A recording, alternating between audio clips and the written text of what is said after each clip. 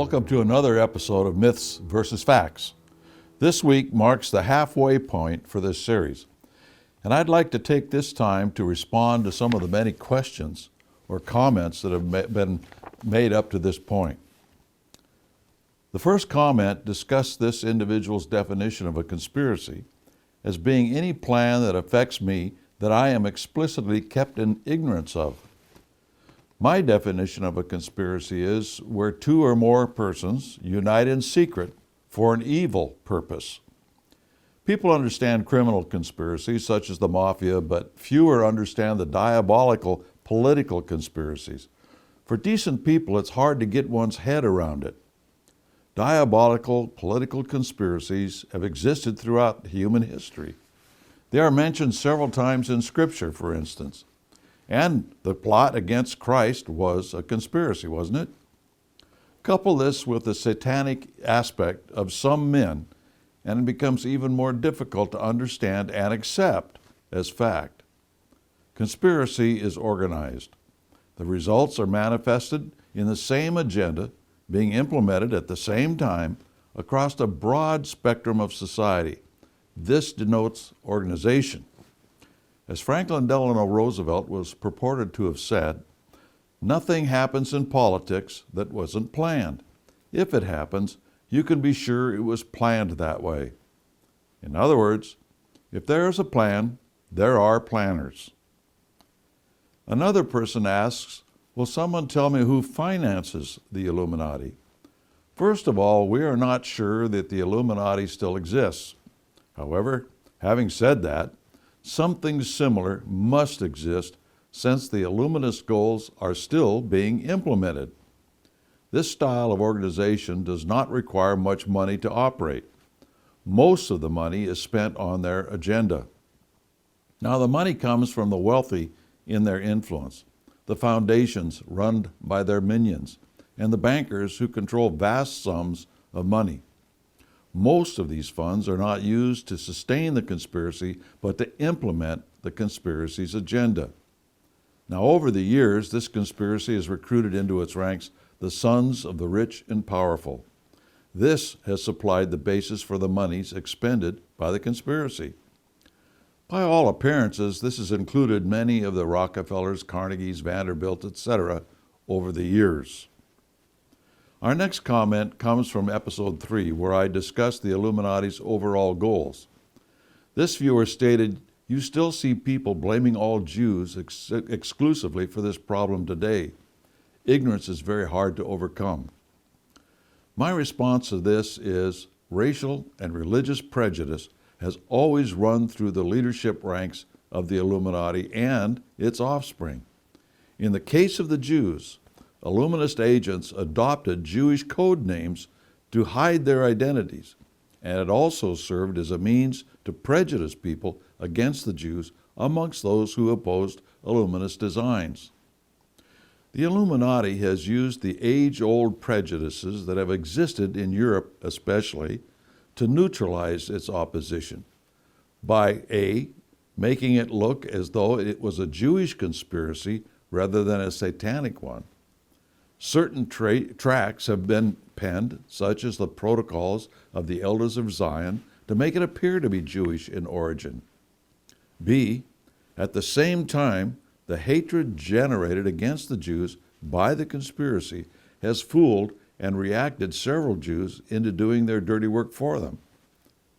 Please note that whenever the conspiracy has taken over a country, the Jews who remain faithful to their religion are some of the first to be eliminated.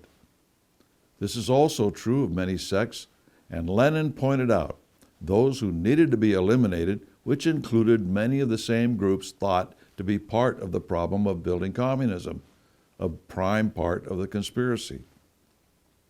Let us also make the point that the conspiracy cannot be of any particular race or religion, or it won't work. If it was, the lower ranks of their minions would not work for them. The reason being that ambition is one of the chief traits of the members of the conspiracy.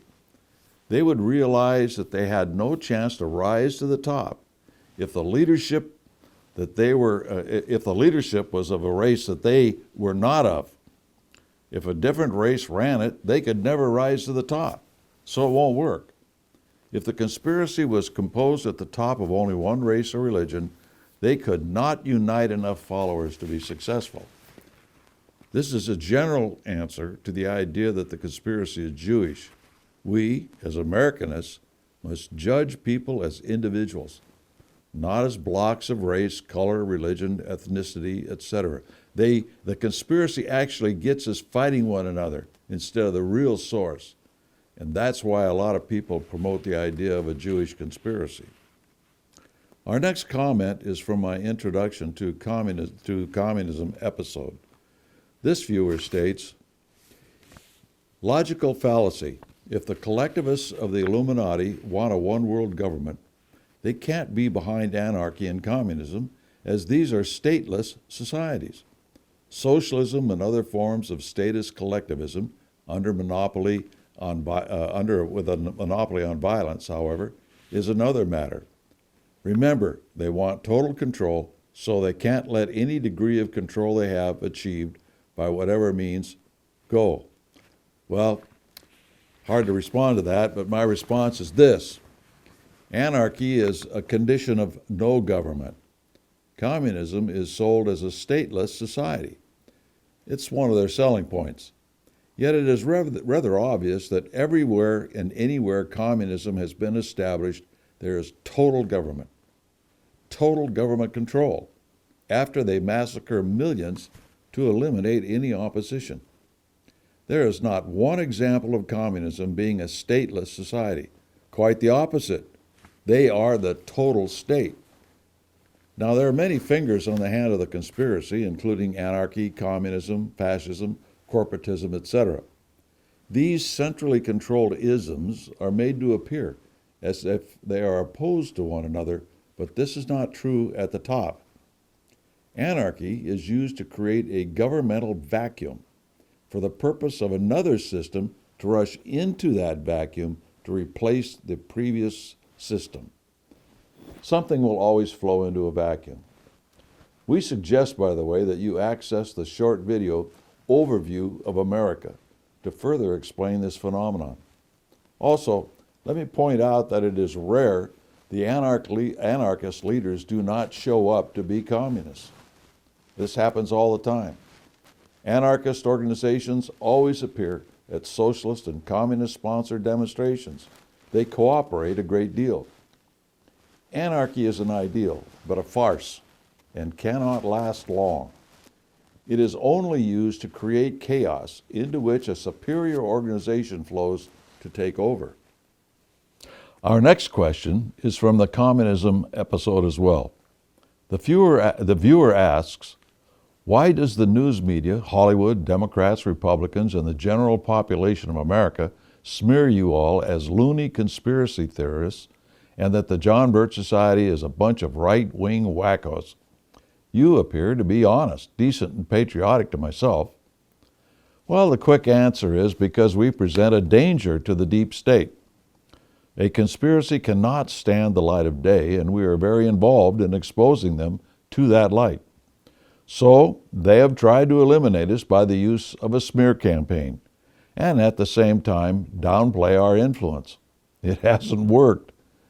To better understand what is happening in this regard, I recommend my latest book, soon to be released, Inside the Shadows of the Deep State, The Influence of the Council on Foreign Relations. Question 6 comes from an episode 11 where I discuss conspiracy and what's behind the Democrat Club. This viewer says, so if I understand correctly, Washington was actually not supporting Illuminati Jacobinism. Is he then satisfied about when he acknowledged these doctrines and principles that had come to America? In any case, thanks for these clips. Well, my answer is this. That is correct. He recognized that the early problems that beset his administration were driven by this evil force and had been introduced into America by 1782. Washington was well aware of the Illuminati and its influence. Next is question 7 from the Young America segment on the Illuminati's influence on education. This viewer asks, why is the Constitution of the United States the world's only chance? The answer is that our Constitution is the oldest Constitution in use because it works better than any other. It was constructed to limit government and protect God-given rights and our independence, as long as it's followed as written. However, it only serves a moral and ethical people. It will not work otherwise. Nor will it work if the people are ignorant of the principles on which it was founded. Our country has always been an example to the rest of the world. The following viewer asks, so if we had good men back in those days with good intentions, why didn't they blow the whistle early on? Were they afraid of hurting America's reputation? Now, the answer to this is that the conspiracy of the type we are addressing is hard to believe. But more important, people really did not understand how to organize to expose and stop it, coupled with a lack of responsibility to get involved if they did. No organization had ever been formed to do so until the John Birch Society was formed 60 years ago. From one of my later segments on Skull and Bones, this viewer asks, so where does Trump fit in as a Templar? He doesn't support the New World Order. My response to this is that we have no understanding of Trump's motivation other than what he states himself. Trump has a problem in that he has a problem if he is totally honest with us, because he's still surrounded by the deep state in the government and his own cabinet. Before we close out this Q&A, there was one more comment from the Skull and Bones segment I would like to respond to. This viewer states, thank you so much, Art. My question is there such a thing as a good Illuminist? Justice Kavanaugh is a Yale graduate, just as the Bushes and Clintons, who are part of the Skull and Bones. All public figures must be part of the Illuminati. Does this make Sean Kennedy, for example, a good guy, or it's all a show? Thank you. Well, first of all, Clinton was not part of Skull and Bones, but he was mentored at Georgetown by Carol Quigley, who was part of this coterie. Now, we can't look into the heart of a person. All we can do is notice what they say, or what they do not say.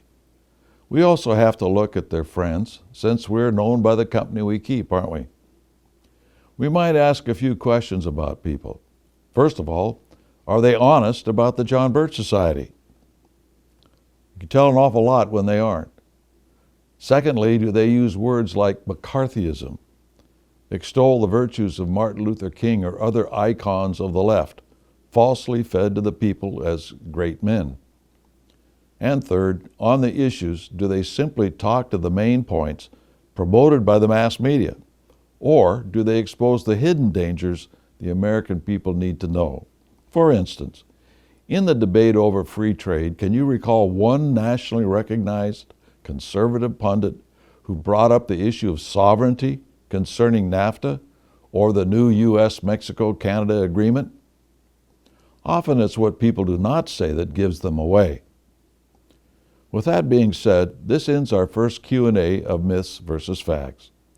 I encourage you to watch every episode previously as well as those in the future, and keep your questions and comments coming.